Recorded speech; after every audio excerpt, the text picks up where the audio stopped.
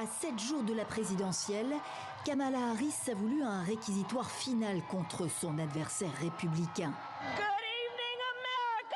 L'ancienne procureure a choisi le lieu même où Donald Trump avait harangué ses partisans pour empêcher la certification de la victoire de Joe Biden quelques heures avant l'assaut du Capitole en 2021.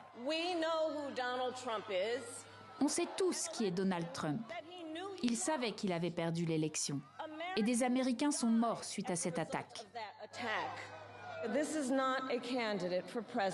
Ce candidat ne se soucie pas d'améliorer vos vies. C'est quelqu'un d'instable, obsédé par la revanche et qui vise un pouvoir sans limite. Un petit tyran, affirme la candidate démocrate à la Maison-Blanche, qui se pose en protectrice et en rassembleuse des Américains. Les États-Unis d'Amérique ne sont pas un réceptacle pour les projets de dictateurs en herbe.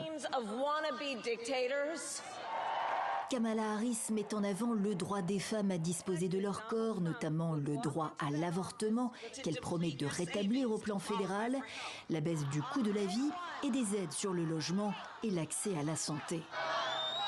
S'il est élu, Donald Trump entrera dans ce bureau avec une liste d'ennemis. Lorsque je serai élu, j'entrerai dans ce bureau avec une liste de choses à faire. C'était incroyable, électrisant, positif, rayonnant. Je suis tellement enthousiaste à l'idée de ce que va être la génération qui vient et de tourner la page de Donald Trump. Il y a des personnes de toutes les couleurs, de tous les milieux, de toutes les origines, de toutes les orientations. Ça parle de la candidate et de la manière dont nous pouvons aller de l'avant, par opposition aux propos qui divisent, haineux, antisémites et racistes qui nous fatiguent. Mais la manière et le programme Kamala suffiront-ils à convaincre les indécis et les abstentionnistes? C'est toute la question.